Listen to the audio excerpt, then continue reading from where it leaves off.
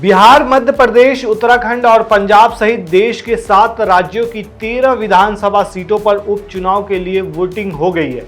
इसमें से कई सीटें लोकसभा चुनाव के बाद खाली हुई हैं। इसका कारण कई विधायकों का लोकसभा चुनाव लड़ना है, जिसमें जीत के बाद उन्होंने विधायकी से इस्तीफा दे दिया। हालांकि इसमें से कुछ सीटें विधायकों के निधन के बाद भी खाली हुई हैं। अब इन सीटों का समीकरण समझते हैं। इन 13 सीटों में से बंगाल की 3 सीटें पिछली बार बीजेपी ने जीती थी।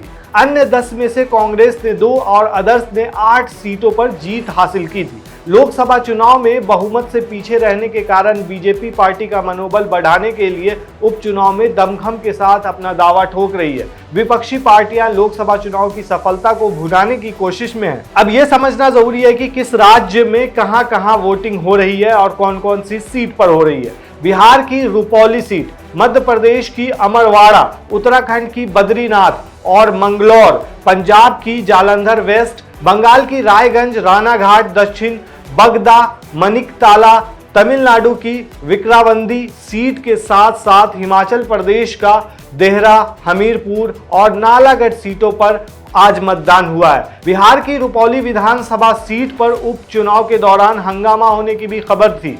निर्दलीय उम्मीदवार शंकर सिंह की पत्नी ने प्रशासन पर एक उम्मीदवार के पक्ष में वोटिंग कराने के लिए दबाव बनाने का आरोप लगाया है, जिस वजह से बूथ पर जमकर हंगामा भी हुआ है। इस हंगामे के बाद चुनाव आयोग के ऑब्जर्वर मौके पर पहुंचे हैं। वहीं एक अन्य बूथ पर पुलिस और स्थानीय लोगों के बीच झड़प में एक दारोगा घायल हो गए। पश्चिम बंगाल की रायगंज विधानसभा सीट पर भी हो रहे उपचुनाव के दौरान टीएमसी कार्यकर्ताओं और बीजेपी उम्मीदवारों के बीच झड़प की खबर सामने आई है। अब समझते हैं कि कहां-कहां किसके बीच टक्कर है और कौन बाजी मार सकता है।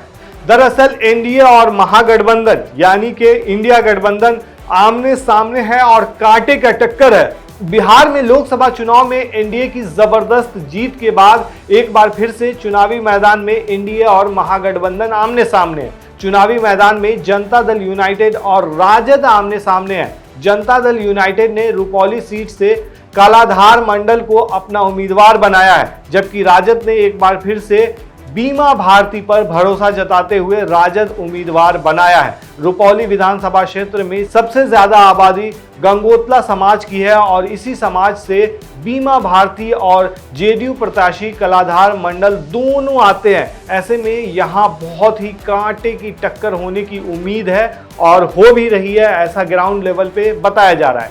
वहीं पश्चिम बंगाल में 4 सीटों पर जो चुनाव हो रहे हैं उसका क्या हाल है। पश्चिम बंगाल में 4 विधानसभा सीटों मनिकतला, रायगंज, रानाघाट दक्षिण और बगदा पर वोटिंग हुई है। इन 4 सीटों में से 3 के बीजेपी विधायक सत्तारूढ़ टीएमसी में शामिल हो गए थे और हाल ही में खत्म हुए लोकसभा चुनाव लड़े थे।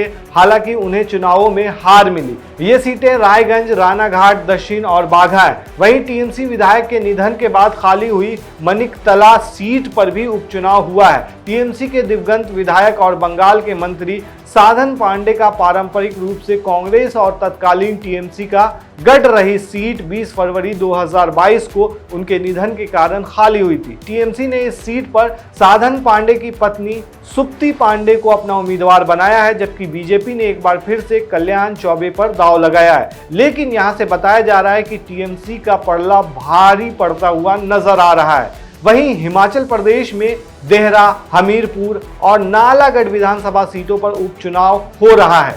इन 3 सीटों पर निर्दलीय विधायकों के इस्तीफे के बाद ये सीटें खाली हो गई थी। इन विधायकों ने फरवरी में हुए राज्यसभा चुनाव में बीजेपी के उम्मीदवार को वोट किया था और बाद में वे पार्टी में शामिल हो गए थे। ऐसे में उनकी विधानसभा की सदस्यता रद्द हो गई थी। ऐसे में ये उपचुनाव हो रहा है और यहाँ का मामला बहुत ही कांटे की टक्कर वाला बताया जा रहा है। वहीं मध्य प्रदेश में अमरवाड़ा पर बीजेपी की कड़ी नजर टिकी हुई है। उपचुनाव की इस लिस्ट में मध्य प्रदेश का भी नाम शामिल है। यह सिर्फ उपचुनाव नहीं बल्कि बीजेपी और कांग्रेस की नाक का सवाल भी बन गया है। बीजेपी छिंदवाड़ा लोकसभा सीट जीतने के बाद इस विधानसभा को भी जीत लेना चाहती है, तो वहीं कांग्रेस और कमलनाथ लोकसभा की हार का बदला लेने के मूड में नजर आ रहे हैं। अमरवाड़ा में मुख्य मुकाबला तो बीजेपी प्रत्याशी कमलेश शाह और कांग्रेस प्रत्याशी धीरन शाह इनवाती के बीच है और यहां बहुत ही कड़ा मुकाबला बताया जा रहा है। वहीं बताया यह भी जा रहा है कि धीरन शाह यहां से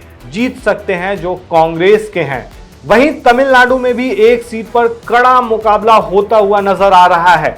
अब समझते हैं कि इन 13 सीटों का क्या मतलब है और क्या हो सकता है। इस पे नजर डालने से पहले एक नजर हमें डालना पड़ेगा लोकसभा चुनाव 2024 पर। देखा जाए तो लोकसभा चुनाव 2024 में जिस तरीके से पीएम मोदी ने 400 पार का नारा दिया था, लेकिन बीजेपी महज 240 पर और एनडीए 300 का आंकड़ा भी पार नहीं कर पाई थी। वहीं इंडिया गठबंधन, जिसके बारे में एग्जिट पोल में भी बताया गया था कि वो अच्छा प्रदर्शन नहीं कर रही है और बहुत ही कम इसमें सिमट सकती है, कम सीटें लेकर सिमट सकती है, तो वहीं इंडिया गठबंधन ने बहुत ही अच्छा प्रदर्शन किया था। तो ऐसे में ये जो चुनाव हो रहा है, इसमें ये उम्मीद की जा रही है कि 13 सीट में से कम 7 से 8 सीटों पर इंडिया गठबंधन बाजी मार सकता है। जिस तरीके से देखा जाए तो हरियाणा का चुनाव हो गया या फिर महाराष्ट्र का भी जो होने वाला चुनाव है, इन सारी, झारखंड में भी अभी चुनाव होने वाले हैं, इन सभी जगहों पर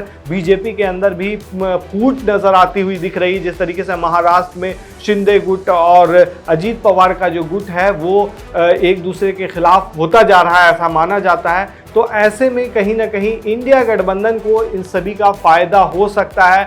वहीं जिस तरीके से टीएमसी ने इस बार बंगाल में प्रदर्शन किया है, उससे साफ जाहिर है कि अभी जो उपचुनाव हो रहे हैं उसमें चारों सीट पर टीएमसी बाजी मार सकती है।